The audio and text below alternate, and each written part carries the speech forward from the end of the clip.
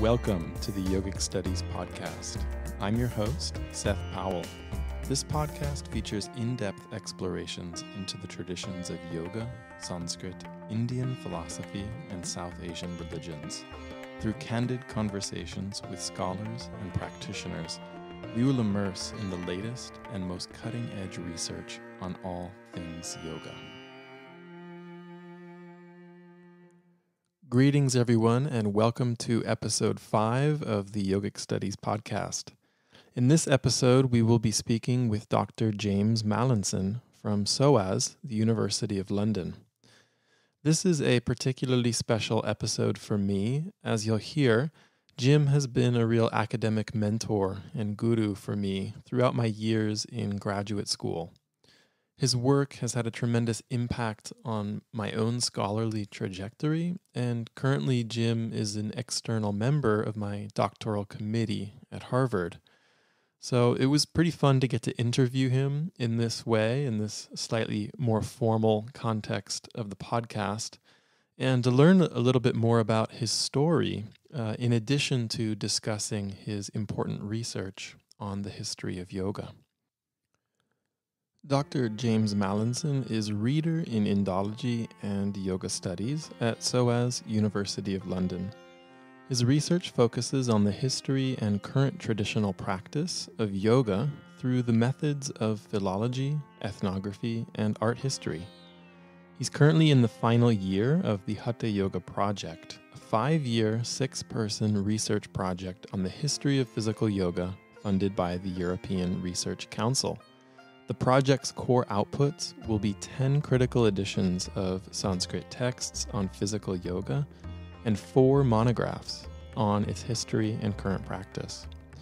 In addition to numerous articles and chapters, Dr. Mallinson's publications include Roots of Yoga, published by Penguin Classics in 2017 and co-authored with Mark Singleton, and The Kechari Vidya of Adinatha, a critical edition and annotated translation of an early text on Hatha Yoga, published by Routledge in 2007. The latter is a revision of his doctoral thesis, which was supervised by Professor Alexis Sanderson at the University of Oxford, where Dr. Mallinson also read Sanskrit as an undergraduate, and which you'll hear about in this episode. Dr. Mallinson has spent more than 10 years living in India with traditional ascetics and practitioners of yoga, and at the 2013 Kumbh Mela was awarded the title of Mahant by the Ramanandi Sampradaya, which was documented in a BBC film entitled West Meets East, featuring Jim's childhood friend and actor, Dominic West. Highly recommend you check that out if you haven't seen it already. Jim also recently finished teaching an online course for us here at Yogic Studies entitled YS 108, Roots of Hatha Yoga. It was an incredible course and really jam-packed with years and years of research, including lots of unpublished material from the ongoing Haṭha Yoga Project. This course is now all set up for self-study, and folks can sign up anytime. Listeners can receive 20% off the tuition with the promo code JIM20. It's all caps JIM and the number 20. And you can sign up at yogicstudies.com/YS-108. All right, so without further ado, please join me in welcoming Dr. James Mallinson.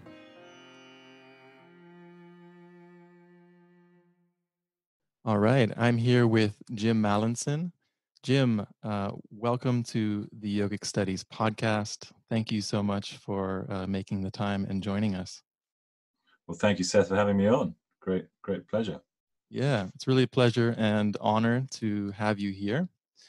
When I created this podcast, thinking about who I wanted to have on here, got kind of a short list, and your name is definitely right at the top. And I'm excited to have you here and learn today, a bit more about your story, and to really talk with you about your research and really pioneering scholarship on the history of yoga. So, I think for about 30 years now, I believe, you've been studying the history of yoga and yogis, been reading Sanskrit texts, you've been traveling with India's holy men. And, I did a bit of research here before today's podcast and looked you up on Wikipedia. And your Wikipedia entry says that you are Sir James Mallinson, 5th Baronet of Walthamstow, a British Indologist, writer, translator, and nobleman. And I think we could probably even add a few more titles to that, couldn't we? Filmmaker, paraglider, father, etc. So you have a number of pretty esteemed titles behind your multitude of names. You're Sir James Mallinson, Dr. James Mallinson, and somewhat more recently, you've also been awarded the title of Mahant. So I wonder if we could kind of use that as a frame, the Sir, the Doctor, and the Mahant, to kind of unpack your story a little bit and tell us, how you came to do the work that you do today, how you became an Indologist, how you became a Mahant. Okay, well, yeah, I've seen that Wikipedia thing. I don't know who put it on there.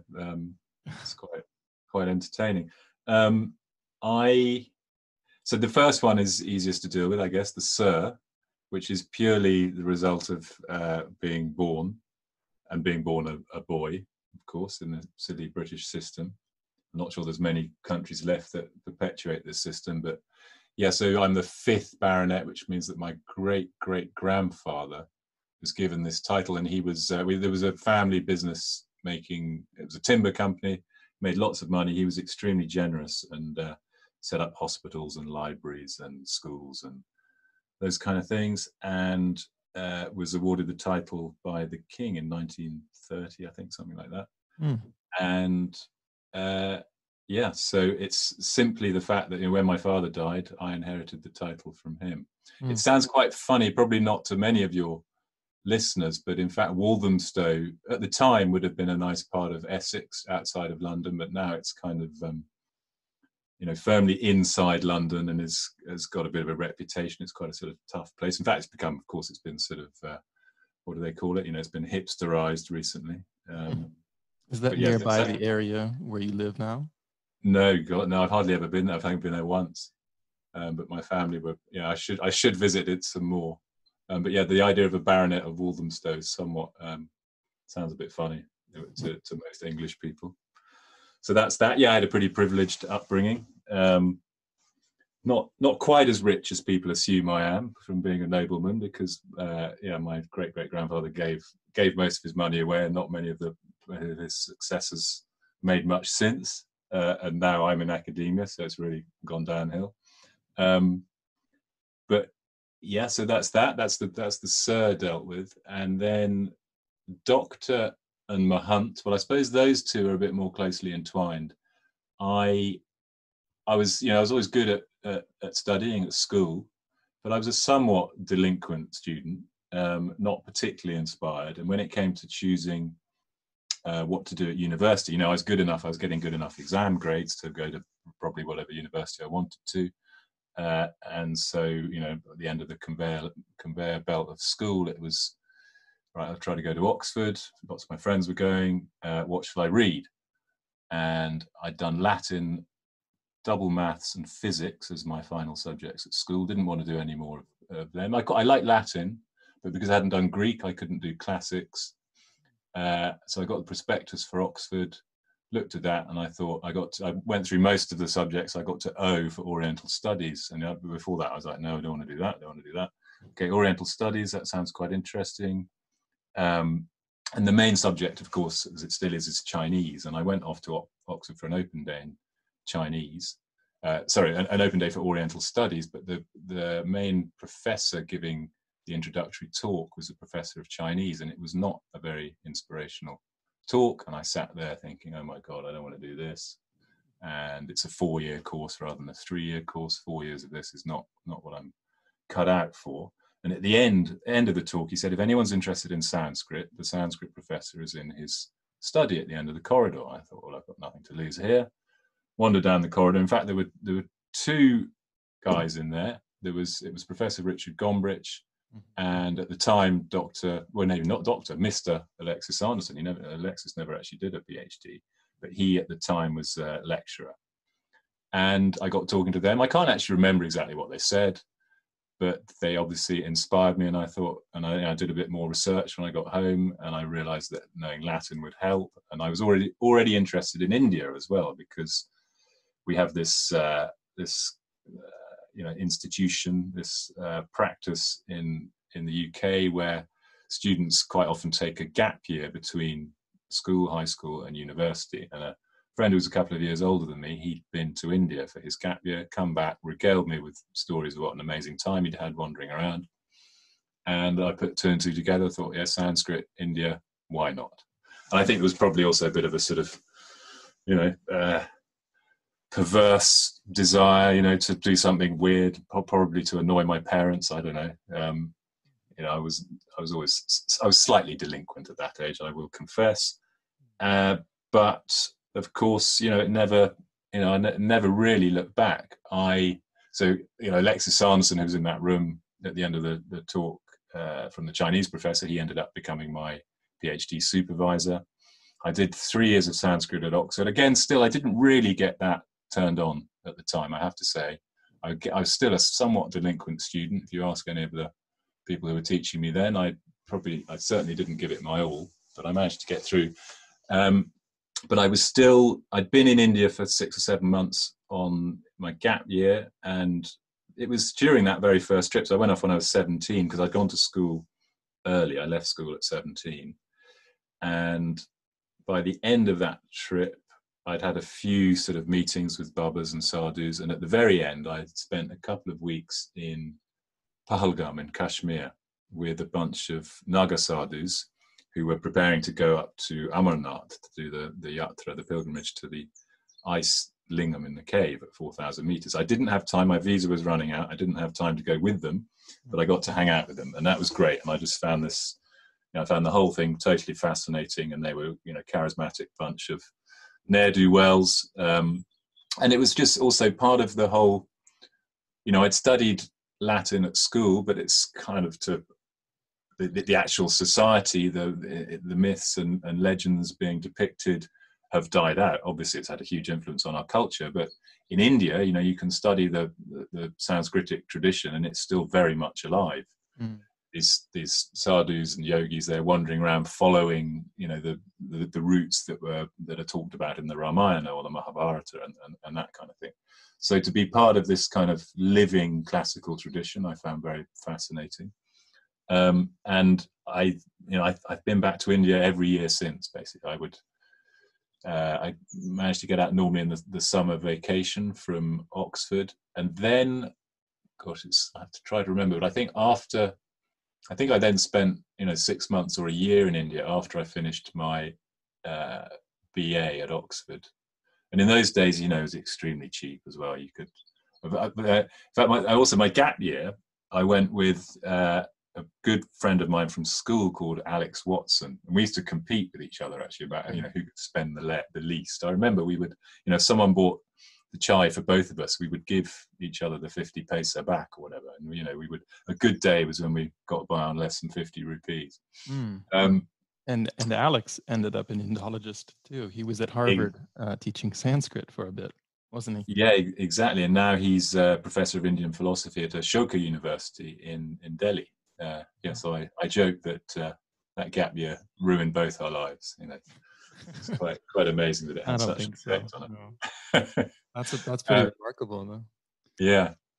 I just had a good chat with him, actually. He's locked down in Goa, which is, it's not too bad. I think monsoon's just hit, though, so he can't swim anymore. Anyway, and then, what did I do? I went back to India 92, 93. It spent quite a long time there, and that's actually when I met my guru. I kind of decided, I'd been flirting with this whole sadhu world. I'd been hanging out with sadhus and yogis in various different places. There's one in particular in a place called Manikaran up in Himachal Pradesh I spent a lot of time with. And then by a weird coincidence, when I was studying Sanskrit in Pune, one of the summer vacations I went to Pune to do an intensive Sanskrit course there. Was that at the Deccan College? No, it was at the University of Pune at the CASS, Centre of Advanced Study of Sanskrit, and that was quite mad. So I was in the kind of college lodgings for a month or so. Didn't see another Westerner, working reasonably hard on reading Nyaya texts with scholars there, which was great. But I was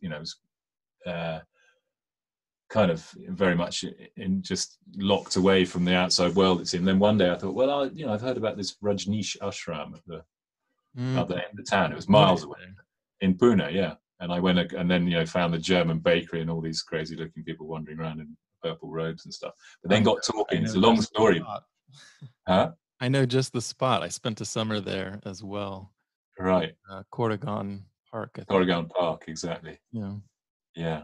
No, it was quite an eye opener, having been stuck on campus for a month. But then weirdly, through meeting some people, I discovered that this sadhu that I knew from Himachal was living in Pune, and I ended up moving in with him. In fact, and Claudia, my wife, came and joined me, and we ended up staying in the same place as him, and my studies went downhill slightly.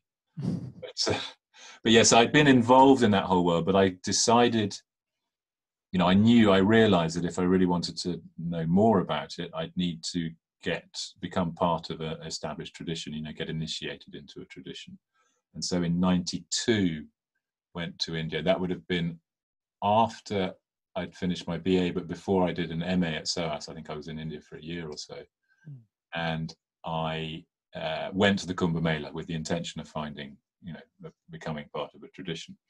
And through a long series of circumstances, strange occurrences, I ended up in one particular camp of Ramanandis, sort of taken in by one sadhu, who was great and was super friendly and everything, but it was almost, he was too accommodating. He was too keen to have a Western disciple. But in the broader camp, there was this one sadhu who was living there, and so the first time I actually really became aware of who he was, or aware of him, he was walked through our camp, and we were sitting around the dhuni, around the fire, with Sri Mahant Lakshman Das, whose camp we were at, and someone nudged Claudia, my wife, well, then my girlfriend at the time, and said, "Beware of that sadhu there. If he gets inside you, he'll suck out all your energy." And I was like, "What the hell?" And I knew about Vajroli Mudra from reading texts already at that point, but I didn't realize there were still people who did it. And he was this super charismatic guy, dressed with a big tiger skin, and he looked fantastic. He had a whole gang of reprobates hanging out with him, and so we slowly kind of edged towards him, and in the end, we started hanging out with him more and more. And then my Hindi wasn't brilliant in those days. I mean, I had a vague idea of what was going on, but one evening, suddenly we were whisked off in this car that belonged to one of his. He had this devotee from Indore. So the Kumbh Mela was in Ujjain, this Kumbh Mela. So Indore is the nearest really big town. And this devotee, who was known as Captain Syed, was a bit, looked like a pirate. He had his peaked cap, and he had this ambassador car with flames down the side and a big flag pole on the front. And one night we didn't really know what was going on, but we all piled in. So me and Claudia, Babaji, Captain Syed was driving, and then Chotia, who was this kind of, is Babaji's young disciple, who was only about 10 or 11 at the time, covered in ash, just a loincloth. And we went herring off through the night to Omkareshwar, got there at 1 or 2 in the morning, went down to the river Narmada. It's beautiful. I mean, it's been rather spoilt, Omkareshwar, because they built a huge dam there. I went back with Daniela, actually, just not long ago, and I was rather upset. Sometimes it's best not to go back to these places, but because I ended up spending several months there later on. And anyway, he then initiated us, which involved being given a mantra and a tulsi bead, and having a tilak put on our foreheads. And he initiated Claudia as well? Yeah, Yeah. So it wasn't a sadhu initiation. There's kind of two levels of initiation. You get initiated into the sampradaya as kind of a lay devotee. And then I had a couple more initiations, but I never got initiated as a full sadhu. Always sort of lived in a kind of liminal zone. And then we went back to Ujjain through the night. And we went back, we'd been sleeping under a tree in the camp of Lakshman Das. And then he came to wake us up, because we'd been up all night, so we overslept the next morning. And he came to wake us up, and I remember, he saw that we still had these tilaks on our foreheads, and he knew what had happened. He was pretty furious about it.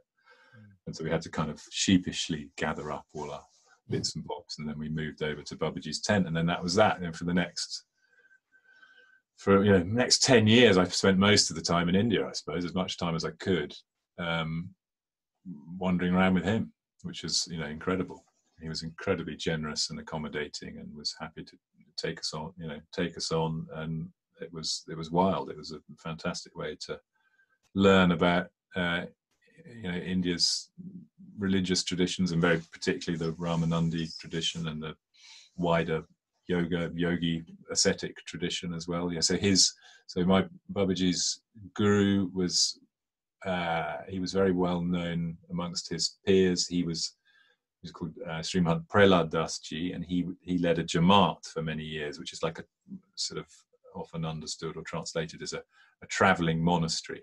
So he would wander around India, with 50 sadhus, 75 sadhus following him, and cows, and massive scene, and they would just wander around for years on end like that. And his guru was, well, he had two gurus. It's quite complicated because you can have more than one guru, but one of his gurus was the famous De Raha Baba, who lived in Vrindavan, who was a famous yogi. You look him up online, there's still loads about him. His tradition carries on. There are successors to him, but he sort of famously lived in this, called a machan, like a raised hut on the banks of the Yamuna in Vrindavan, and film stars and politicians would come for his blessings and so forth. But he was a great yogi, and so he taught yoga to my Dada Guru, Prahlad Das Ji Maharaj, who then taught it to my Guruji, and then I learned a few bits, but obviously nothing like what they learned from one another. So my Guru, he spent 7 years basically kind of at the foot of his Guru's bed, non-stop. He was one of the favored disciples. His Guru had 75 sadhu disciples, but 5 kind of primary ones, and Babaji was the youngest and the sort of favorite, to a great extent. And yes. Sorry. No. Thank you. This is great. A lot of people, I put some questions out to the yogic studies community, or asked for some questions for this conversation. And one of the top questions people wanted to hear about was, you could say a little bit about learning yoga from your guru, and kind of just what is that process like? Like, how would he teach? Obviously today we have the idea of the yoga class and going to a shala or something like that, but this world is quite different. Things happen in a much different pace and context. So I wonder if you could just, obviously there's things that you probably can't share, or don't want to, and that's fine. But anything, as is comfortable to share about learning techniques or methods of yoga from your guru. Well, I think that the important thing to remember is that that it's the whole lifestyle. Other people always say this about yoga, I suppose, but really, he wouldn't dissociate diet or dress or the way you would walk in the mountains or something from the asana practice or the mudra practice, and all of this is all part and parcel of one way of living. He would transmit it to me. As I said, I kind of occupied a liminal state. I've never claimed, even though I may have looked like one, I've never claimed to be a great ascetic or anything like that. So down to even the simplest things, like how to put on a loincloth. That's pretty key to the way of life. When it comes to specific yogic techniques, yeah, we would just have discussions, around the dhuni, around the fire, and he would tell me things, demonstrate things. He he uh, he demonstrated Vajroli Mudra to me. Obviously, he would do that in private. Wow. Certain things he didn't do. So yeah. What happened in terms of my academic career is after that I thought, well, look, I'm really very interested in this, but I've always kept my feet in both camps, basically, and I think that's. Well, I was often tempted to pack it all in and become a Baba, but I had the love of a good woman to hold me back. I think. I mean, for Claudia, God knows what would have happened to me. I mean, maybe I'd have gone off and had a nice time as a Baba. I don't know. It's unlikely. Who knows? But so I never did that, and also kind of intellectually, mentally, I don't think I could have coped with purely being a sadhu. The sadhus I hang out with, they to a great extent reject book learning and all of that. So I'm seen as slightly, I was seen as slightly unusual that I was into studying, but I don't think I could have lasted, spent all that time without kind of trying to intellectualize it at the same time. Similarly, I couldn't have done, my academic work without being able to, well, being inspired by my experiences in India and also being able to kind of relate that to a living tradition. So the two have always feeded off one another and required one another. Yeah. I mean, that's been my experience as well. I mean, I think, as you know, my story in some ways is a little bit parallel. In my early 20s, so a little bit later than you, inspired to go off to India, searching out yoga and sadhus and the roots of these traditions in India. I was also traveling with my girlfriend at the time, now my wife, not Claudia, but Charlotte. And we had a lot of those encounters as well. And it's what inspired me to go on to grad school to learn Sanskrit, to go on to do this work. I did not, we didn't find the guru. We didn't make it to the Kumbh Mela. We actually just missed one of the Maha Kumbh Melas, like the month before we got there, our first trip. So we didn't take that kind of diksha or initiation. I kind of went into grad school instead. Got the university diksha. But it was certainly those experiences that were inspiring, fueling my passion, generating more and more questions. And then also, just to be honest, it was meeting you and encountering your work, the work of Jason Birch, Mark Singleton. I think we first met in 2011, I want to say, at that AAR in San Francisco. Oh yeah. On the book review panel for Mark's book Yoga Body, and you gave this great response, and you mentioned at the beginning of your talk how you were all jet lagged because you had just flown in from India. You were up in Himachal Pradesh, hanging out with these yogis and sadhus, and you mentioned this Javalamukhi temple, the Shakti Pita up there. And I was actually just about to go off to India and to Himachal Pradesh the very next week. So I kind of used that as an opportunity to come say hello to you after your talk and thank you so much. Fascinating work. Can you give me the name of that temple? And you kindly did, and gave me the information, the location, and said, go check out this yogi named Champanath Ji. I said, okay. I wrote it down. And sure enough, a week later, after long flight and trains and bus and getting way up into the foothills of the Himalayas, really. I mean, Javalamukhi is pretty out there. We kind of marched up to this temple. I didn't know what to expect. I was thinking, when you said Champanath, I was thinking of some, I don't know, rotund guru. I don't know, some big guy. And he's pretty young then, wasn't he? He was really young. I say was because he passed away untimely, I think, in a car accident, right, a few years ago. Really energetic, amazing young guy, not yogi. And in my very broken Hindi at the time, was able to kind of communicate with the yogis at the temple and got to meet him, and kind of mentioned your name. And he got very excited, and he brought me into the temple. They insisted actually that Charlotte wait outside. They didn't allow the woman into the temple. So she was like, go on in, I'm fine out here. I think she took darshan at the murti. And I go in, and he gives me a tour of because it's not only a temple there, but they have a little matta, little monastery, right? Mm. Yeah. And he brings me in, and he takes me all the way through, shows me all of the, the images, photographs of the lineage, the Nath yogis, images of Gorakhnath, and so forth. Brings me all the way back into his little hut, his little room, where his roommate, who was even younger than him, he must have been like 15 or 16. And he's very excited to show me something. He brings me into this room. They have nothing in this room other than just their little bed, their little cot. And then he brings out this little box and opens up this box, and inside are these Polaroid photos.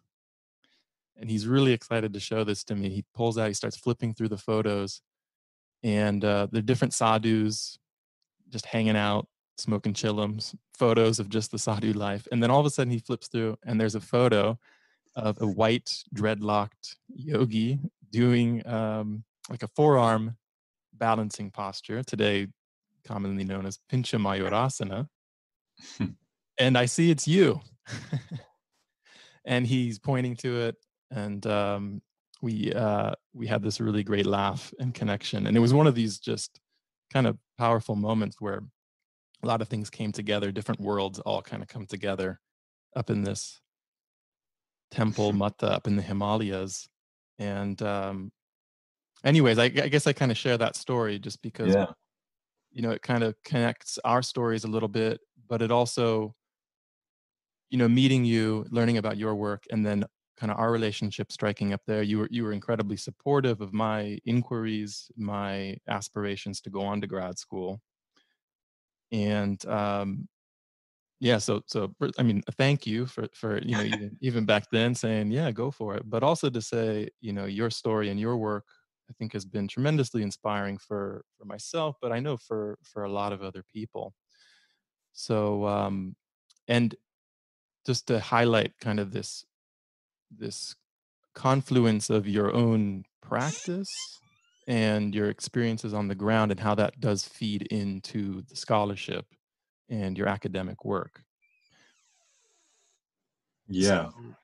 Sorry about the squeaky door. Sorry, but no, there's a few squeaky doors at Jwalaji as well. I was back there, in fact, in November. It's such a wonderful place.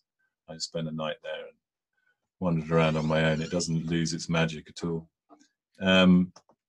And yeah, because when I came back in 2011 as well, that is when I'd met Anupnath, who was this yogi. And so the picture that you saw, I imagine, would have been taken because, and I discussed this when I did the course for yogic studies, I think, with Anupnath, this young yogi. Yeah, and I went there, and at the time, I was trying to work out, not just, the history of physical yoga, but also how it was practiced by the different lineages and so forth. So I was coming to this idea that the Naths, and the monastery at Jwalaji is very much a Nath monastery.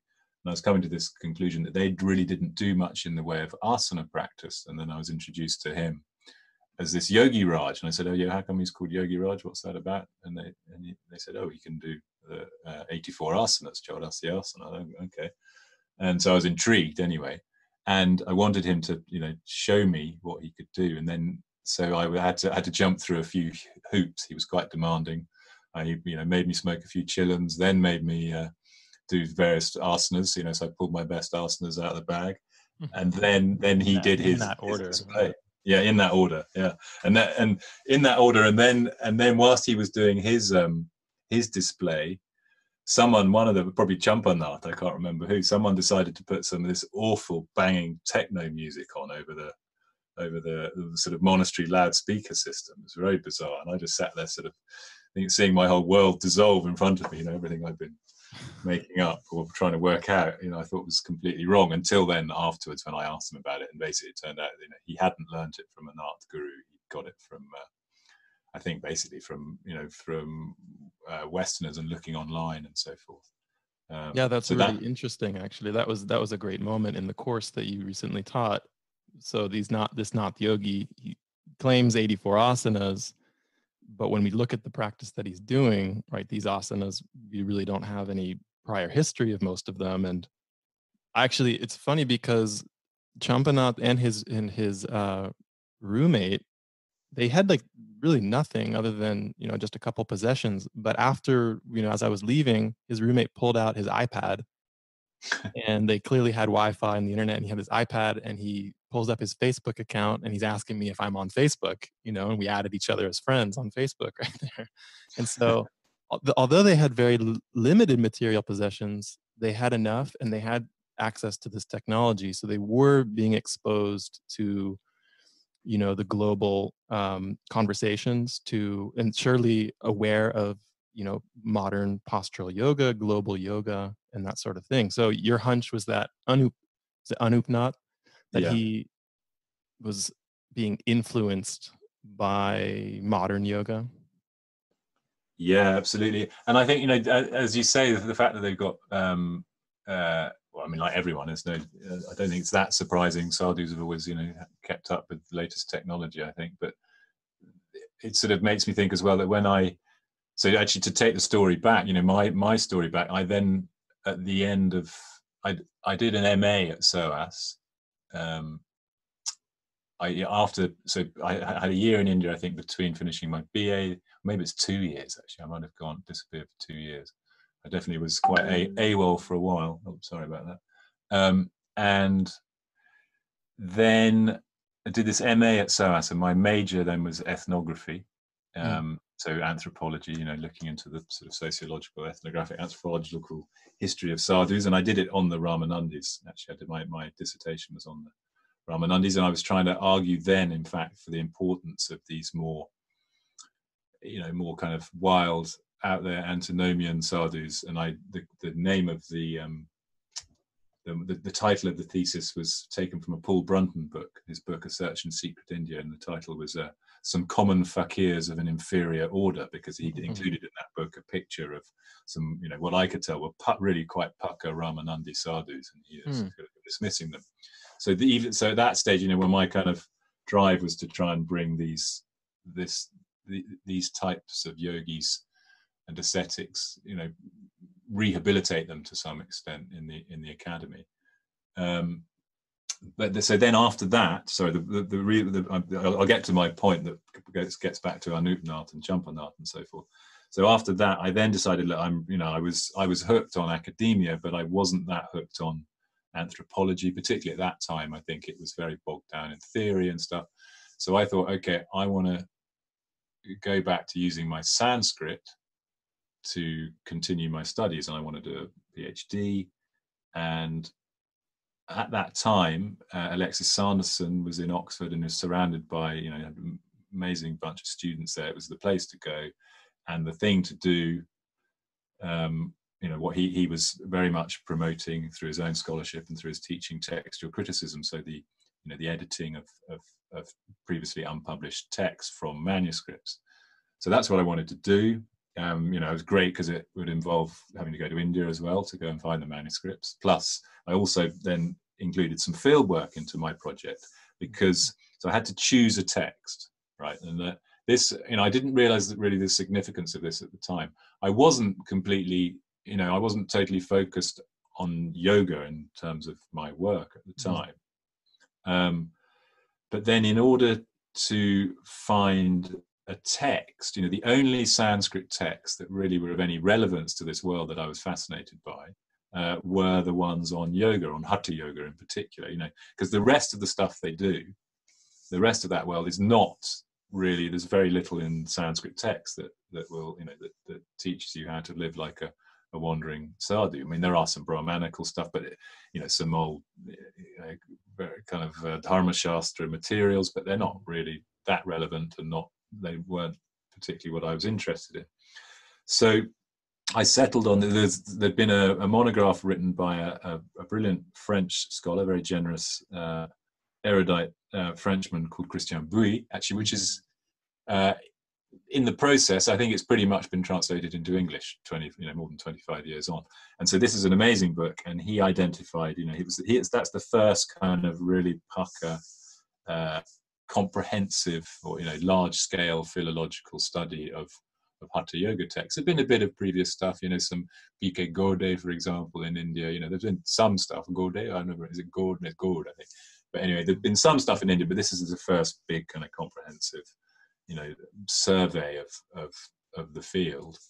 And he identified, so I went through that trying to find text that he'd mentioned, a text that would be suitable for me to work on. So I settled on this text called the Khechri Vidya, which had been, it's quoted in the Hatha Pradipika, so it's relatively old. And it's about the Khechri Mudra, this yogic technique. So what I then needed to do was go to India, to find manuscripts of the text and to collate, to produce a critical edition and translation. But also I wanted to illuminate that study with field work, and particularly, it teaches this relatively esoteric practice of turning your tongue back above your palate and thereby stimulating Kundalini and drinking the nectar of immortality that is being released from the top of the skull. And so I spent 6 months, I think my first trip to India as part of the PhD, I was both visiting libraries to find manuscripts, but also looking for yogis who practice the technique. In 6 months, following various leads from my guru and, chance leads here and there, Rishikesh, in Rishikesh, a couple of things turned up. And I think I found 6 or 7 practitioners. And of course, now you just Google it and you'll find, you'll get direct link, you'll get people demonstrating it to you all over YouTube. And there's long online discussions about what are the best, what's the best kind of cuticle scissors for cutting the tendon at the base of the tongue to make your tongue longer and things like that. But in those days, there's absolutely no option but to go to India and track down people who did it. So in that respect, the internet has really, like it with everything, it's revolutionized everything. But it's the way it brings together, people with these very niche interests, which has obviously is good and bad results. But so the Khechri Vidya, which you edited for your dissertation, is a key Sanskrit text that teaches this method. Yes, exactly. It's the one text that's solely devoted to that technique. Yeah. But of course, that's when students come to me wanting to do theses or particularly doctoral studies, I try to say to them, I try to encourage people to do something very focused, because that's the great thing, and you know this from your work as well. But to have particularly with a text, have a defined project, that defines your project. But also just by looking at this one thing, this one practice of Khechri Mudra. So just to understand that one practice, I had to understand so many other things. And luckily, I was in the perfect place for it. For this kind of methodological process of editing a text, of going out and getting photographs of the manuscripts and collating them and editing the text and so forth. But also because it was clearly produced in a milieu of tantric Shaivism, and of course Alexis, is the greatest living scholar of tantric Shaivism, so he was able to help me situate it within that world. I was able to complement it with my ethnographic findings, but in order to make, I think it's always the best approach is to concentrate on one small thing and try to contextualize it, rather than a student comes to me and says, I want to write a history of alchemy and tantra, you're just going to go mad because you'll never stop as well. It's completely unlimited. So that involved, through that, I had to get a crash course in tantric Shaivism, and also situate it within the the world of yoga scholarship up to that point as well. So tell us a little bit about working under Professor Alexis Sanderson then to do this project. I mean, for anybody who doesn't know, Dr. Alexis Sanderson, I guess Professor Alexis Sanderson rather, from Oxford. I mean, his textual work on the history of Tantra, Tantric Shaivism, but even more broadly, just on religion in medieval India has really radically shaped our understanding of Tantra, Shaivism, the history of India through very, very painstaking philological work. I wonder if you could talk a little bit about, I mean, what is unique about Sanderson's approach and what that was like kind of being trained under him, reading these sort of texts with him. I mean, I wouldn't say that his approach is unique. It's just that he's, one of the foremost examples of applying it, the philological method. And he's written, one of his many, so many great articles, but there's one that's history through textual criticism, I think it's how it's called. So, how you use the study of text to understand the history of a tradition. And he, to some extent, I suppose, like me, although he's always been, he's a scholar's scholar. I'm not sure, I don't think I'm a scholar's scholar. The tradition that he immersed himself in was very scholarly as well. So this kind of last dying embers of a living tradition of Kashmir Shaivism, and that's what inspired him. And he spent 7 years in Kashmir living with his teacher, Swami Lakshmanju, who was a brilliant practitioner and he had great knowledge of that vast textual tradition. And Alexis, since then, so that was around 1970, I think, that he first went to Kashmir. He's devoted his life and career to this huge corpus of Sanskrit texts on Tantra more broadly, but specifically the Shaiva aspects as well. That's what his focus has been. So that has involved him again. The field that I work in, and maybe we'll talk a bit more about this later, but it's a much more kind of bounded and smaller, the world of Sanskrit texts on Hatha Yoga, particularly the sort of early period that I work on it's not a huge corpus, whereas the corpus of Tantric texts, even if you have a cut-off at sort of 10th or 11th century, is vast. And the vast majority of them are unpublished and only exist in, well, that's changing, but generally only exist in manuscript. So he has spent the last 50 years working from manuscripts of these tantric texts, trying to piece together the history of the tradition and how the tradition worked. That differs quite a lot from the Hatha Yoga tradition in that it's much more intellectual, it's much more intellectualized, it's much more philosophical as well. And so he has, he's blazed a trail, and he's had lots of students who have continued and colleagues who have, worked under him and then with him, and the field has really opened up. Working with him, I mean, he was brilliant, perfect for me, the perfect doctoral supervisor. And when I was in Oxford, and he would have, he'd be reading texts. Of course, that was that's the best thing to do. It gets, certainly my university, it's harder and harder. No one has the time or the energy now just to sit around and spend hours just reading text together. So each term he would be reading something, and if I was around, I would go along to these reading sessions and so forth. But in terms of supervision, he was reasonably hands-off, I suppose. Nowadays, I think certainly in the States and also at SOAS now, where I work, the early years of a PhD are quite structured, and you have to do lots of coursework and so forth, and go to these different seminars on research methods and blah blah blah. I had none of that. I just got on with it. In fact, I cleared off pretty quickly to India for 6 months, and I probably didn't check in even when I was in India. And then when I wasn't on field work, I would just work for a month or so and get a bunch of questions, prepare a section of text that I was working on to edit, and then I'd go and I'd arrange an appointment with him, and I'd go and sit with him for a few hours. And and he was always there. He's a kind of fixture at All Souls in this wonderful old college in Oxford. He had this great set of rooms, and just turn up, and he was always there. It's like you knew he was going to be there. I'd fix a time, and then I'd go and sit and read with him. And he was I remember once, because obviously he was my undergraduate tutor as well. And I do remember one particular time that I turned up when I was meant to have written an essay, and I said, sorry, I haven't got around to writing it. I haven't finished it yet. And he just said, well, come back next week. That was it.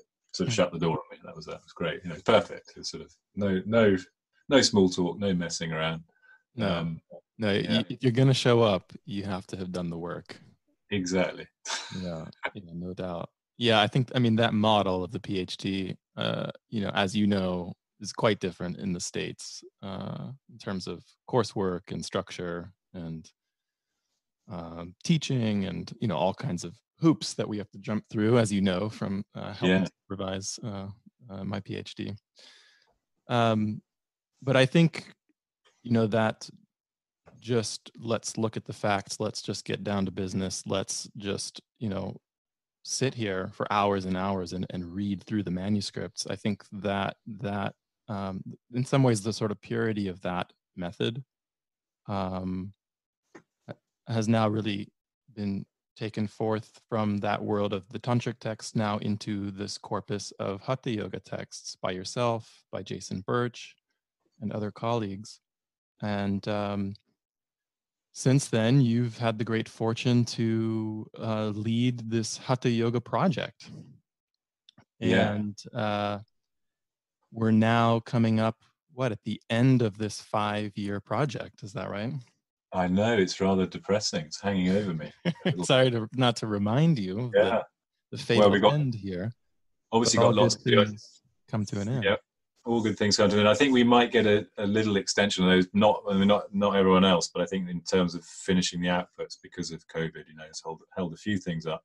But that's been amazing. In fact, just today, I had a 2-hour session with.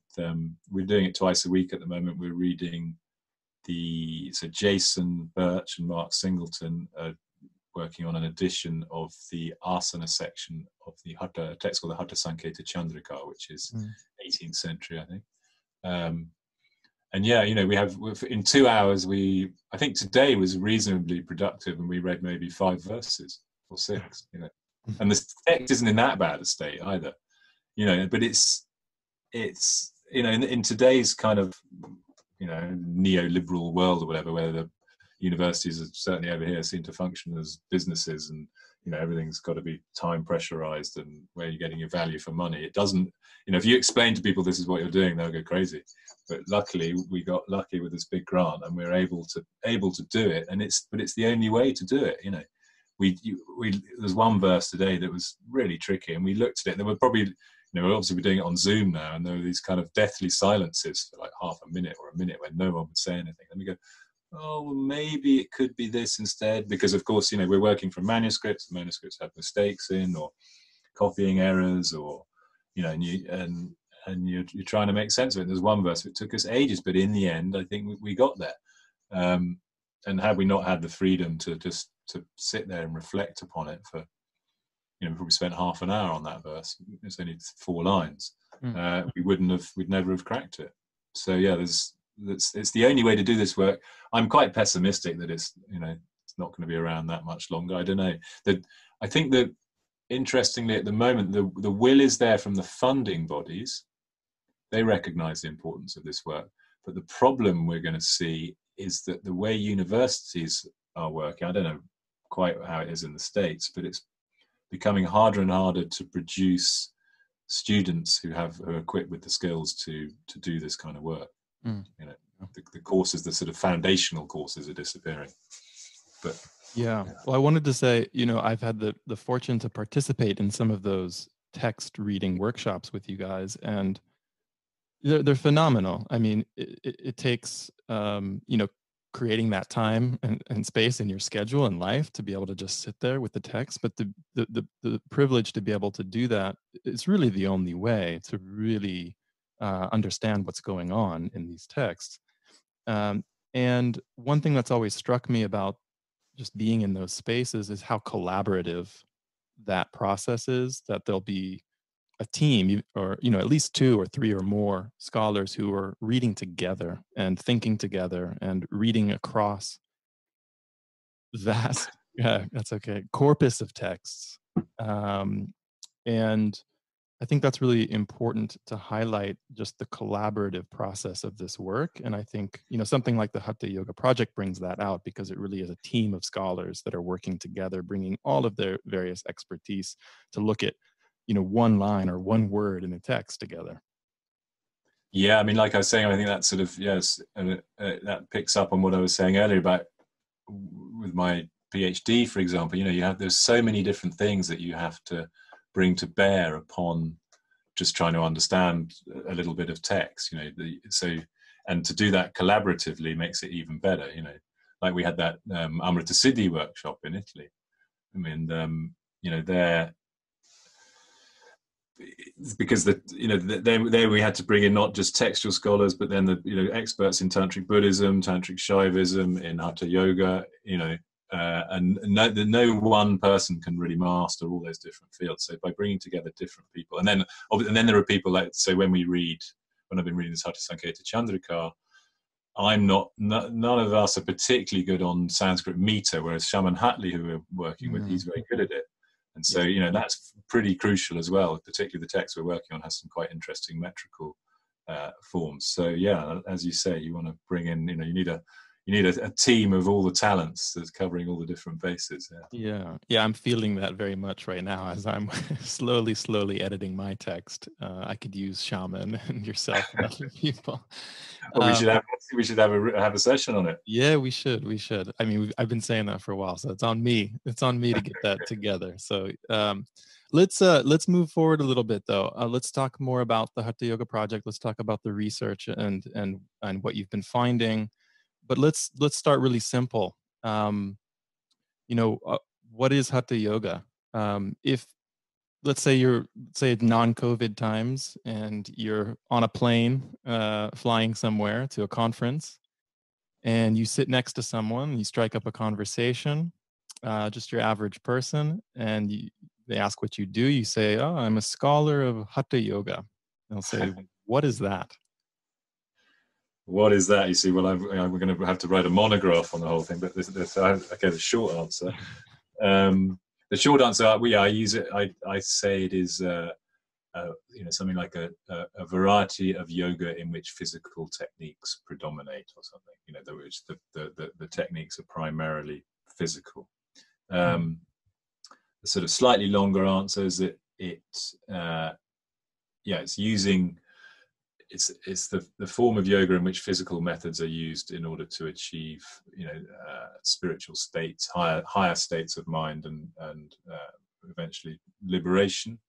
And it first appears in our textual material record about 1,000 years ago.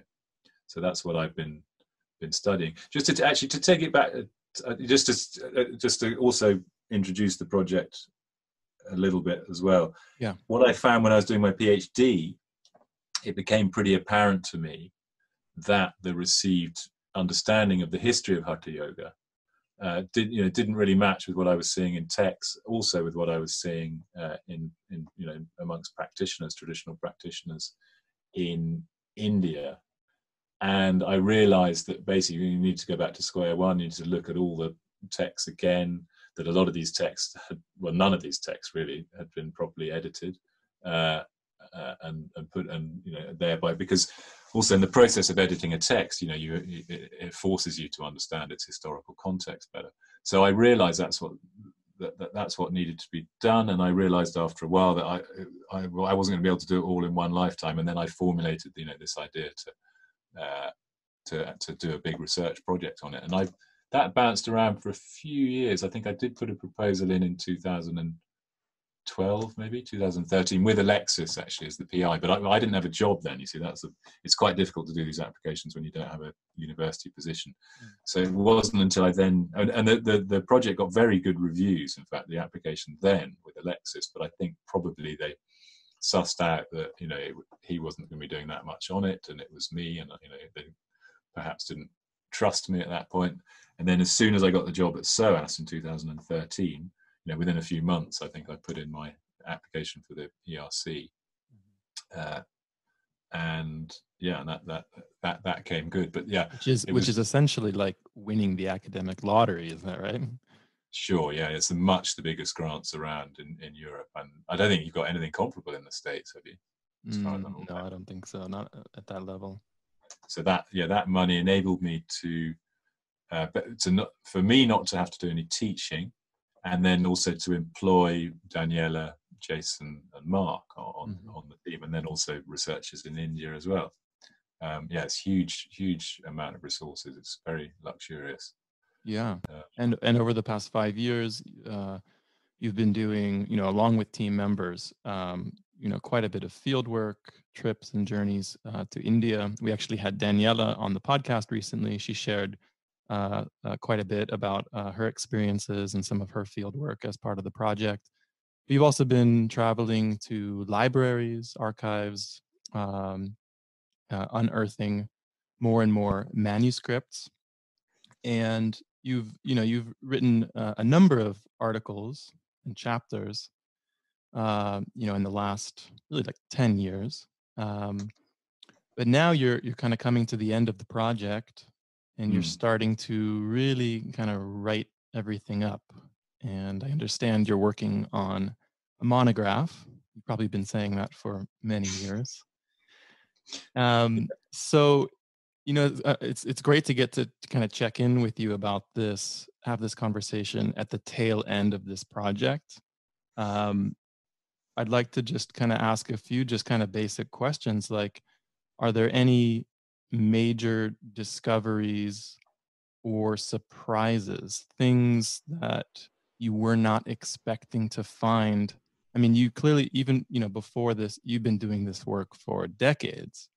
So it's not as if this suddenly began 5 years ago for you, but were there certain assumptions you had going in, anything that sort of surprised you over the past 5 years, or that has changed your thoughts about anything?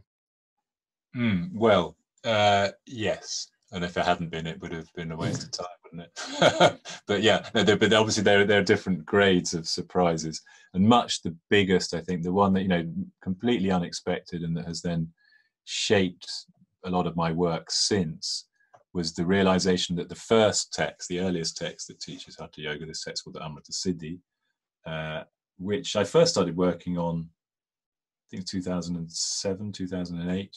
I started looking at manuscripts of it that I got in Jodhpur. But then we got hold of a manuscript, or scans of a manuscript from probably from Tibet, that was housed in Beijing. And through reading that one closely, it became apparent that this text that everyone had assumed was produced by Tantric Shaivas, so Hindu tradition in India, was written by Tantric Buddhists. And so that has, and then so my work of the last few years, a lot of it has focused on trying to make sense of that, how that could have happened, and how this transition came, because the subsequent texts are all clearly not Tantric Buddhist. The Amrita Siddhi was written probably 11th century, and all the subsequent texts, many of which draw directly on it or paraphrase it, they were not written by Tantric Buddhists. So yeah, a lot of work, not just textured as well. It's been really good fun. One point, Daniela and I, so it was fairly early on in the project as well, thankfully, that we realized this. And so I was kind of trying to track down sites where this may have happened, where there could have been this kind of exchange or transformation from Tantric Shaivism to Tantric Buddhism. I think the craziest part of that trip was, or trying to, the field work involved with that, was getting a boat, riding out in a little boat off the Karnataka coast to this tiny island, which happened to have a sort of jungle camp on it where you could go and stay. So that we went and spent the night there, hoping that it might be this island that was mentioned by the Tibetan scholar Taranatha around 1600, where he talks about these Buddhist monks in wearing black and getting drunk all the time. And it was slightly disappointing, though. It didn't come to anything. because as soon as we got there, we could see that there's they were, was hoping we might find some old ruined temple or something. And it wasn't necessarily the island. There are other islands about, but this one was a pretty good candidate. But all the boatmen, all the locals informed us that all of the islands around there had these Portuguese fortifications on, and there was a big sort of wall all around the one we went to. It was called Kurumgard, I think, the one we went to. And then I looked further into it, and it became apparent that the Portuguese had arrived around 1500, and so there was no way that Taranatha could have been, or it's actually the words of his guru Buddhagupta Natha, but there was no way the timeline worked that that there could have been Buddhists there, because the Portuguese trashed all temples and kicked everyone off and so forth. But then digging around a bit further, it became apparent that it was pretty likely that Taranatha was getting his sources confused, and in fact, by these bibulous, drinking, black-clad priests, he meant Jesuit priests, not Buddhists. So that was quite funny when we worked that one out. But yeah, there's an article I published last year called Kala Vanchana in the Konkan, have put together what I think is a reasonably likely scenario in which this transition from Tantric Buddhism to Tantric Shaivism occurred. So as this relates to the emergence of Hatha Yoga, what is sort of your current thinking about how and where this thing called Hatha Yoga emerges? Well, so this thing called Hatha Yoga, so an article I've got in press, should be out very soon, looks into the early history of the term Hatha Yoga, and it's building on an article that Jason published a long time ago now, I think it's 2011, called The Meaning of Hatha, again looking at this same question. So what I think happened is that the practices taught in the Amrita Siddhi, which are not all encompassing of physical yoga practice by any means. It's these, three specific practices: Mahamudra, Mahabandha, and Mahaveda. But then they are taught within this very comprehensive, coherent understanding, description of the yogic body and the processes which go on within the body in the course of yoga practice. But that, in a subsequent text, Shaiva Nath text called the Amaraga Prabodha. So I think the author of that text, he then takes this term Hatha Yoga, which in fact originates in Tantric Buddhist sexual ritual, meaning the restraint of orgasm by the male partner in the ritual. He takes that term, which kind of has some, the concept has some applicability to the yoga of the Amrita Siddhi, in that the yoga of the Amrita Siddhi is all about, being a celibate yogi. A lot of it is about preserving what's called bindu within the text. And so the author of that text, he takes the term Hatha Yoga, applies it to the techniques in the Amrita Siddhi, and then it develops, it has its own life after that, the term Hatha Yoga. It gets expanded more and more, and by about 1400 we get to the Hatha Pradipika, which uses, it means that the name of the text means that the light on Hatha. And in that text, the term is used to denote kind of physical yoga practice much more broadly. So it specifically identifies the stages of Hatha practice as asana, so postures. And it's the first text to teach, as part of Hatha Yoga, these kind of complex, non-seated or balancing postures and so forth. Then also includes different methods of breath control, breath retention, and then these mudras, so like the Khetri mudra I was talking about earlier, various different techniques for manipulating the vital energies, and also adds nada anusandhana, which is concentration on the inner sound. And a lot of those practices I don't think originated within Tantric Buddhism. Okay, so I'm not trying to say that physical yoga practice came from Tantric Buddhism, but Tantric Buddhism was key in its early development and absolutely central to its kind of textual codification. But we can see that other practices that become included under the rubric of Hatha Yoga, such as these complex methods of inhalation and exhalation, or the balancing postures, and some of the mudras, so like inverted postures for headstands and so forth, they seem to come from what we now use the blanket term Hindu traditions to describe. So Yeah, hopefully that covered it. Yeah. Now today, when like at least in modern postural yoga, when people think of Hatha Yoga or Hatha Yoga, as it's often said, um, Mm. you know, that kind of Hatha Yoga, which we might distinguish from Hatha Yoga, Mm. that Hatha Yoga is often taught and it differentiates, let's say, from other postural yoga schools as slightly more meditative, maybe holding poses for a little bit longer, sometimes even as more therapeutic or kind of easy or relaxing rather than like a more vigorous vinyasa type flowing yoga practice. Mm. And I think we've talked about this before, but I think it's somewhat ironic in that the term hatha means force or violent, or if used adverbially, forceful. Mm. Um, so, I wonder if you could just say a little bit about the meaning of the term hatha. You've kind of shared about how this term kind of has arisen and then is used to be applied to these sets of physical practices. But what's with this notion then of hatha as violent or forceful? And how does that differ from other kind of popular notions of, say, Hatha Yoga as the union of sun and moon, ha and ta? Okay, well that definition comes in quite a bit later. In fact, in our recent work, so Jason in particular has been working on the Yoga Bija, which is the text where that verse is found. But through looking at its manuscripts, it's become clear that there are two recensions of it, and that verse about the ha and ta being the sun and the moon is in the later recension. So it's probably, it's no older than 16th century, I think, at the earliest. Could Mm, even be later than that.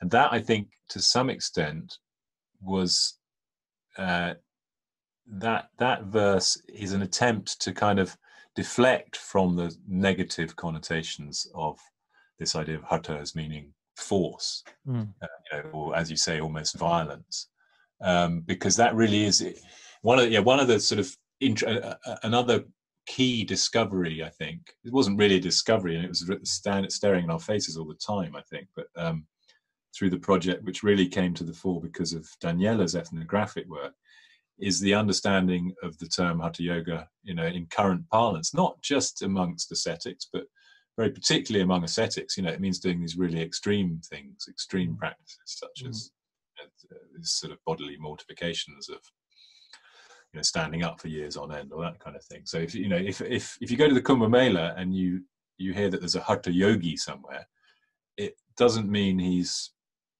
doing gentle posture practice. It means he is probably, I say he, I don't think there's many people calling themselves Hatha yoginis. It means he'll be, in fact, my uncle Guru he's known as a Hatha yogi, and that's because he has throughout the cold season, he gets up in the middle of the night and has 108 massive pots of freezing cold water poured over his head. That's what makes him a Hatha yogi. So and I think this is something I'd like to look into more. I'm sure I often wonder if work's been done on this, but the kind of interplay between vernacular terminology and Sanskrit terminology, because I suspect that part of the reason, in fact, there's quite a lot of texts that teach this kind of physical yoga which don't use the term hatha, right. and I think that may be because they don't like this connotation of sort of force or uncomfortableness or danger. And I Mhm. think that's also partly the reason behind this hatha definition. Funny enough, Mark and I, we had a plan, and we never got around to it actually, but we were going to, when he explained to me about this notion of what hatha yoga is in modern yoga practice, we kind of I thought there's quite a good pun to be made about the difference between hatha and hatha, in which the hatha is because there's the dot, underneath the T, and the word for dot in Sanskrit is bindu. Okay, so we're going to try. The idea is that the difference between the hatha and the hatha is all about the bindu, because obviously it's not all the emphasis on the bindu dharana, or the retention of semen within the hatha practice. Mm. It's all But about yeah, so body. that's all. It's all quite complicated, the interplay between the terminology there. Yeah. Well, speaking about Bindu, one thing I wanted to talk about is, who do we think was doing these types of practices? What can we glean from the historical record about the yogi or the yogin? And in a series of articles, chapters from, I'd say, about 2011 to 2014 that you put out, you argued that in this corpus of Hatha Yoga texts, that yoga, one of the things that sort of shifted is that yoga was no longer only practiced by male celibate ascetics, and that there was, at least with the rhetoric in the text, this kind of universalism that is espoused, that anybody can do the practice as long as they do the practice, and even perhaps a growing shift towards householders. Actually, I'd like to read this quote, if you don't mind, from your 2014 article. Oh dear. There's always the risk that you've completely thrown away these ideas, but so we'll see if this still holds up. But I've always liked this quote. I've used it in some of my own work before. But you wrote that Mircea Eliade, really early pioneering scholar of yoga, Eliade declared the period from the 4th century BCE to the 4th century CE to be the triumph of yoga. Yet yoga's true triumph came during the first half of the 2nd millennium CE. It is then that, thanks to the composition of the Hatha Yoga corpus, yoga's practices ceased to be the preserve of ascetics or initiates into tantric cults. And go on, but became slightly more mainstream. So now, 6 years later, from when you wrote that, just be curious to hear a little bit about your latest thoughts on who do you think was actually doing this yoga? And we might also add who was then writing the Sanskrit texts on yoga. Okay, well, I'm relieved that I'm not completely shocked. I haven't completely rejected what's in that quote. I still stand by that, because I think it is that period that by the end of it, by the 15th century, we see that the mainstream religious traditions, Brahmanical traditions in particular in India, are developing a much greater interest in yoga. Around the 12th century, 13th century, we had this in a SOAS lecture last week, but we were discussing this. That's when yoga first appears as one of the darshanas, one of the 6 traditions or 6 important approaches of Indian philosophy, and then right, 15th, 16th, 17th century, then it becomes really quite mainstream and is incorporated within the Upanishads and so forth, new Upanishads. But what I have not changed my mind, I don't think particularly.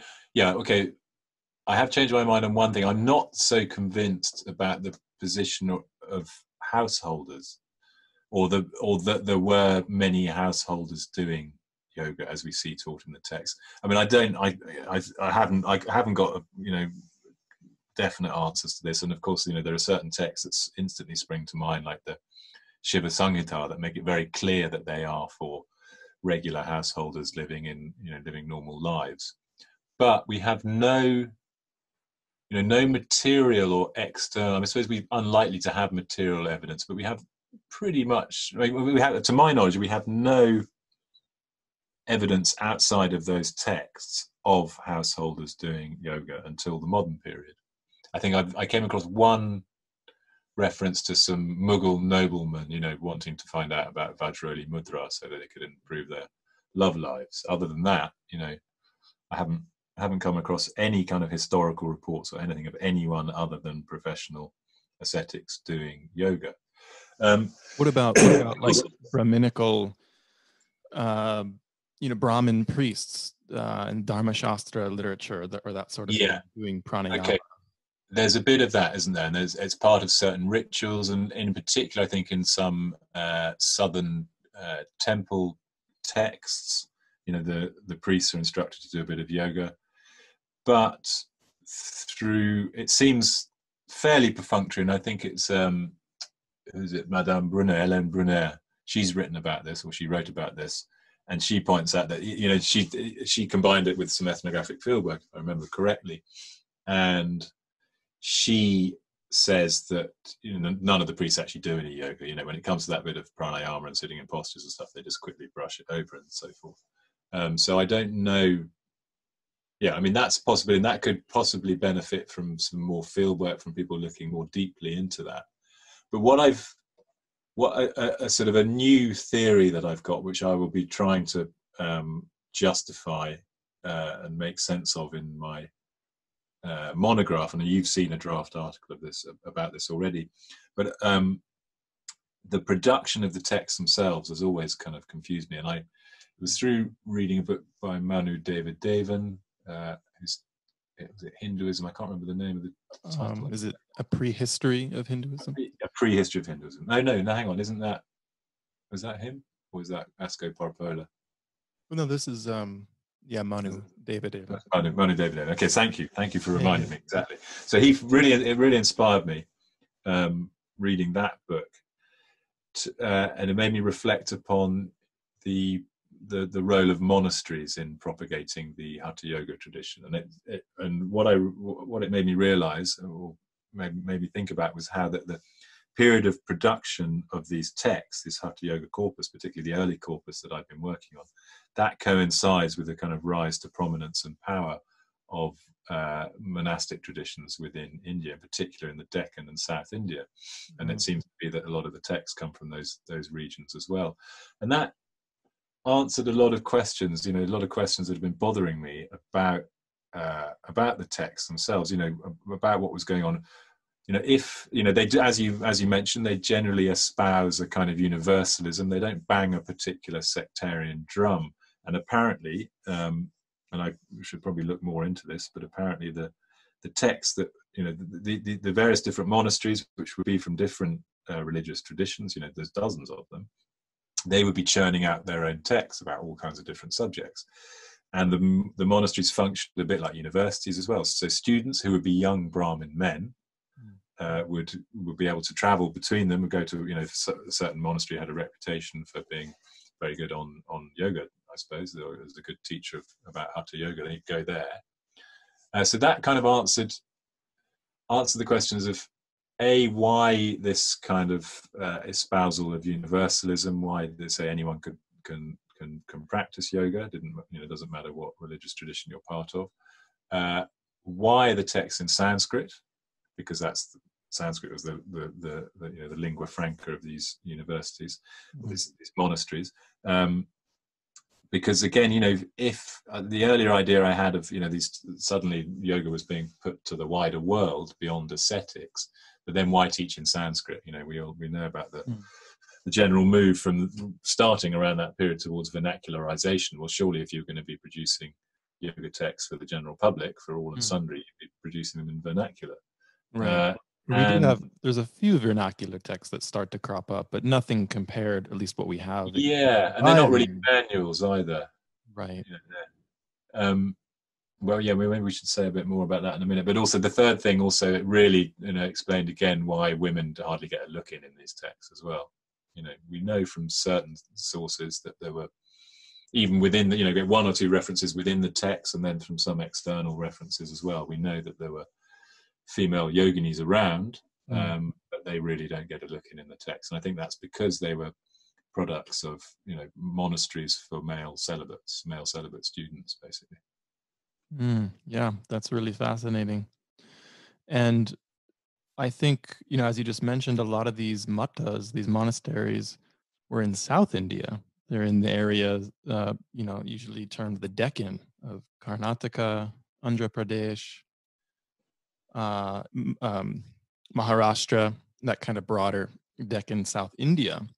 And would you say that that's been one of the important findings as well of the project in your work? Because really, I would say previous generations of scholarship, or if you kind of look at literature on yoga prior to a lot of the work that you've been doing, kind of the traditional scholarly narrative has been that Hatha Yoga was developed or invented by the Nath yogis, and Mm. more that Hatha Yoga and the Naths resided mostly in the north, where today they're most prevalent, northern and eastern India and even Nepal.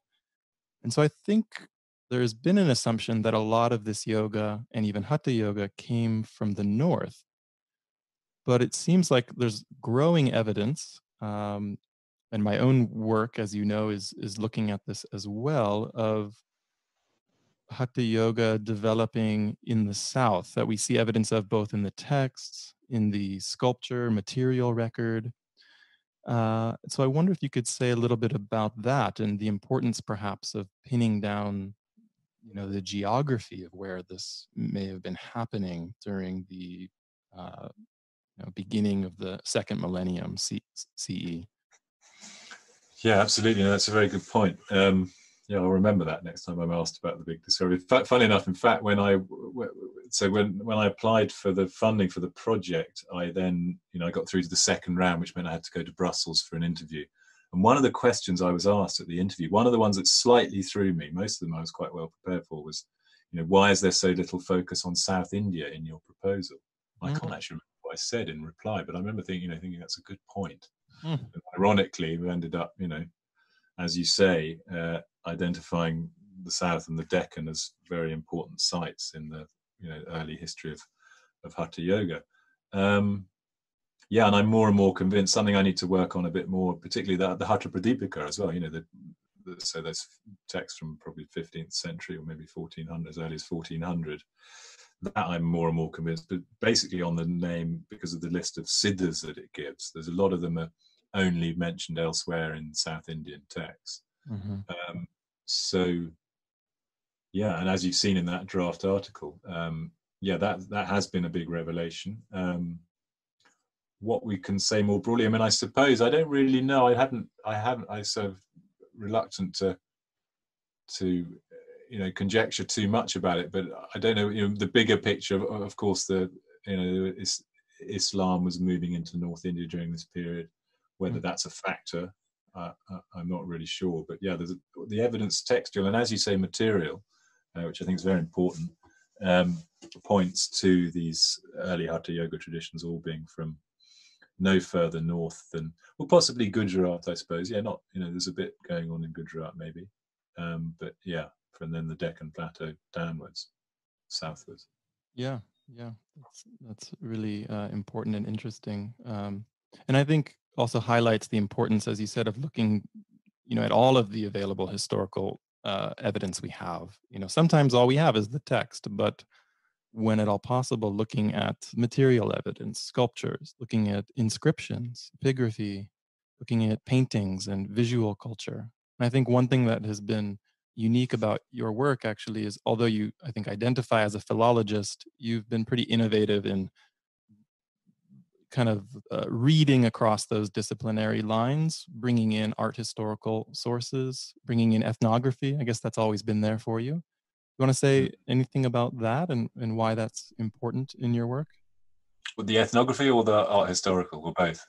Let's just say both. Just kind of looking beyond the Yeah. texts with the text.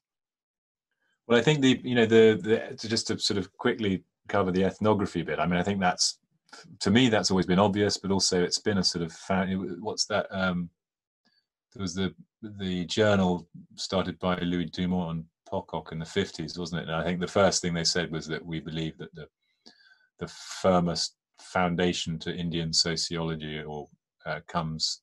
I'm going to get this wrong, but anyway, basically they say that you've got to combine textual studies with ethnographic studies. That's the way to proceed, and I wholeheartedly agree with that. Obviously, sometimes many traditions you haven't got that option, but where possible, I think it's crucial. And secondly, so the art historical stuff, well, that's it's good fun as well, and there's beautiful objects, and on another level, on a basic level, I'm fascinated by the subject. Spent the last 20-25 years trying to make sense of the history of yoga, and I will take whatever I can get. There's not that much stuff out there, and so you've got to use every source that's possible. I don't know there's any other. In fact, you mentioned epigraphy. It's slightly disappointing epigraphy. I don't think there's almost nothing that pertains specifically to Hatha Yoga within epigraphical sources. We can sometimes stuff about, particular monasteries where we think they were practicing Hatha Yoga, but I haven't found, there are quite a few inscriptions, particularly from Karnataka, that mention that the head of a monastery was a great yogi, but they never, and sometimes they say that he was an expert of Ashtanga yoga, and sometimes might even mention some tantric siddhis, but I'm yet to find one, that specifically identifies any Hatha yogic practices. So that then leaves with the art historical sources, and I think they corroborate very nicely the textual record to some on the one hand. So one of the big discoveries of the project that I don't know if Daniela talked about when so I haven't listened to her podcast yet. I haven't been listening to many podcasts during lockdown. I normally do it when I'm traveling. You haven't been listening to the Yogic Studies podcast, Jim? I'm sorry. I don't. Too busy. Too many bloody emails to answer. Anyway. But one of the big discoveries was with Daniela quite early on again. So it's quite lucky actually to make the big discoveries early on. If we made them now, but there's not much chance at the moment of making any big discoveries. But we've came across this decorated gate in Gujarat, a place called Dabhoi, the Mahoudi Gate, and I subsequently did a bit of work on it. I haven't published anything on it. It's terrible. I've got reams and reams of notes on my computer. But I'm pretty confident in pinning down the date of its construction to almost exactly 1230. And it's covered in images of deities and famous siddhas, master yogis from the Nath tradition. But also on its ceiling, there are 84 yogis, of whom 15 or so are in kind of non-seated, balancing postures. So they predated, and prior to that, the earliest ones we knew about were probably late 15th, early 16th century. Including the many depictions at Hampi, Vijayanagar, that you've worked on and published on. So that was a big discovery, and that kind of quite nicely ties in with. I haven't actually yet managed to. I mean, it might be that might form part of a proposal for another research project. So I think it's that important, and it really someone needs to work very closely on this gate to try to make sense of, because it clearly comes from a tantric Shaiva tradition, but exactly which one or what text it relates to is not yet clear to me. But I think what's interesting is that it dates to pretty much the same time as we first start seeing complex, non-seated postures appearing within the textual record as well. So they sort of corroborate one another. And also I think that confirms to a great extent, another discovery of the project, or a discovery, I don't know if it's quite the right word, because it's more of a thesis that I've been working on, is that this focus on physical methods of yoga, which are previously, and I think I kind of argue for this in my Khechri Vidya thesis and my book, is that I thought that these practices have been going on for a long time, probably as far back as the Buddha, and then for some reason they suddenly get written down about 1,000 years ago. In fact, I'm now more and more convinced that no, something new happens about 1,000 years ago, and these practices appear in India. There seems to be some connection, certainly with the ideology, the kind of yogic physiology. There seems the parallels with Taoist inner alchemical practices in China, which we first see codified a couple of centuries earlier. The parallels are too strong for there not to be a connection. But that's in the theory, but in the actual practices, there doesn't seem to be so many, if any, parallels really. So that's a big question that remains: is why do these practices suddenly appear? Why do people suddenly start standing on their heads as part of yoga, or balancing in a lotus position? Big question. But then, so that. Oh, go ahead. Yeah, so that on the one hand, the art historical record can bolster inferences we make from reading the text. But then on the other hand, and I think your work points to this as well, we see in Hampi, for example, all these amazing contortionist postures that texts of that period are not telling us about at all. So Right. it also reminds us that the texts are only giving us a very partial picture of what was going on. And that leads me on actually to, I think, where we may find a bit more on these things is perhaps in some of the vernacular materials. They may tell us a bit more about what was going on. You know, I think with this project, we've certainly the early period, I don't think there are any Sanskrit texts on Hatha Yoga methods that we haven't really worked closely on from the pre 1400, 1500. I suppose the Chandravalokana is a relatively short, only 30 verses text. That's probably quite early, pre-Hatha Pradipika, and we're not publishing an edition of that anyway. But other than that, I think most of the Sanskrit corpus has been covered. But it may be that there's more to be learnt from vernacular texts, of which there are some. And if I'd known this in advance, I'd have written a bit of that into the project. But that's a kind of an exciting possible future avenue. And hopefully I might have a PhD student coming to work on some of that stuff. Well, that's actually a perfect segue into my next question. We're coming to the end of this conversation, so we'll start to wind things down here a bit. But I wanted to ask you, as yoga studies as an academic field and discipline continues to grow, and I think has a lot of momentum right now, thanks in no short part to your work, to your colleagues in this project. We're having more and more graduate programs, MA programs in yoga studies developing, like at SOAS. We're having new generations of graduate students kind of coming into this field, this line of work. So I wonder if you have any recommendations for younger students, prospective graduate students who might like to engage in this type of work, and any advice you wish you could have told yourself at the beginning of all of this.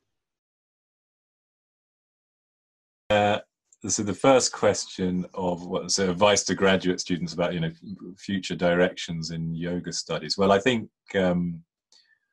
it's quite niche, I suppose, but certainly looking at some of these texts in southern vernaculars. So in particular in Marathi and Kannada, and also in Tamil. If there's any students out there who know Tamil or are learning Tamil, there's this text called the Tirumanthiran, which is absolutely fascinating. I mean, I only read it in translation, but I find it's amazing, and I really hope someone does some serious work on that. And there's these vernacular texts in Marathi and Kannada, which are clearly very important for understanding the early history. And as I said, hopefully I may be having Amol Bankar, who's a Marathi scholar. He may be coming to work with me at SOAS. And Telugu as well. Telugu as well, yeah, sorry, yeah, Kannada, Telugu, of course, sorry, yeah, I missed that out, absolutely, yeah. Telugu, very crucial. So I think that's a key field. I mean, of course, yoga studies is way bigger, even though I'm only really, obsessed in this bit, but there's so much going on now. I mean, there's this amazing sounding conference coming up, isn't there, about the sort of problems that have been going on within yoga teaching in the West, and so there's plenty to choose from. But in my world of textual and historical studies, I think those are the promising fields. Amol is also going to be looking at the material, art historical record in Maharashtra, of which there's quite a lot still to be learned, from which there's a lot to be learned, I think. What else? Yeah, possibly. I mean, I think in Tibet, actually, I think Tibetan would be a good language to use. In fact, I've got another potential PhD student who wants to work on Hatha Yoga traditions in Tibetan. So yeah, I think if people are interested in the early history of Hatha Yoga, I'm sorry, but I think we've done most of the Sanskrit work. I mean, there's no way you could say that about Tantric Shaivism or anything. That's right. Why it's a very different field, and that the corpus is certainly, these early corpus is really quite limited. And in terms of what advice would I give myself? Gosh, I often say to myself, with everything I've done, even making films, for example, that if ever I'd known how much work was going to go into it when I started, I'd never have started in the first place. What advice would I give myself? Ooh, Would you have done it all over again? yeah, I guess so. Yeah, I think so. Yeah. What I have no idea. Going forward, I'm not so sure. But let's see. Yeah, let's Luckily, we're see. not having to talk about that. So Jim, you're writing up the monograph. You're also in the finishing stages, I think, of editing some of these Sanskrit texts in this Hatha Yoga corpus, as well as producing English translations. When can our listeners anticipate holding in their hands any of the texts, the books that are going to be part of the output of this fabulous Hatha Yoga project? I would say I'm reasonably confident that the first books will be appearing by the middle of next year. I'd have thought. Yeah, so probably within a year's time. Mm. Yeah, like you say, I'm finalising, but there's still, just of course today I just realised there's another manuscript I need to collate of one of the texts, the Dattatreya Yoga Shastra. But that's it, I think. Pretty much done all the collating. The editions and translations are in pretty good shape. It's just, topping and tailing them, introductions, yeah, and then they're all going to get published out of Pondicherry. I'm hoping at some point to, they're going to be very philological, heavy critical apparatus, all that. So I'm thinking I want to produce some slimmed down versions of just brief introductions and text and translation with not much in the way of notes, but that will probably be a secondary project after completing the main editions. But yeah, hopefully. And I think you mentioned in the course, is it right? Is it true that the editions, those will be open access and so made available freely to download? Yeah, absolutely. Yeah, all the project outputs have to be open access. Yeah. That's fantastic. Yeah, in fact, all our data, everything we've amassed. I mean, we're in the process. So one of the things we've been doing is I've been doing it myself for decades, but also we've had research assistants helping us out typing in texts at great length. So we've got about 75 transcriptions of Hatha Yoga Sanskrit texts to dump online at some point. They're nearly in shape. Yeah, that's incredible. That's a great resource for the public, but especially for yoga scholars to be able to immediately access all of those texts with a quick search and find. It's really revolutionized this type of scholarship. Yeah. And well, thank you for doing that, and for all of your work. Thank you for sharing a bit of your journey and this exciting research with us today. Any final thoughts or anything else you wanted to say but didn't have a chance? Well, I'd say thank you, Seth, and it's amazing what you're doing. You're doing fantastic work to promote all this, to get the word out there. You will probably be next future grant applications saying, well, yeah, I did a podcast for yogic studies. I did a series. That's really got it out there. Look at how many people are listening to that stuff, because you're doing a fantastic service. And I know it's tough. I know you have these days at the moment, we're all spending too much time in front of our screens, but you do a huge amount of work to promote your courses and everything you're getting out there. So really, I think I'm very grateful that you've given not just me but others, and hopefully you'll get Mark and Jason on some point, but to promote definitely the work we've been doing.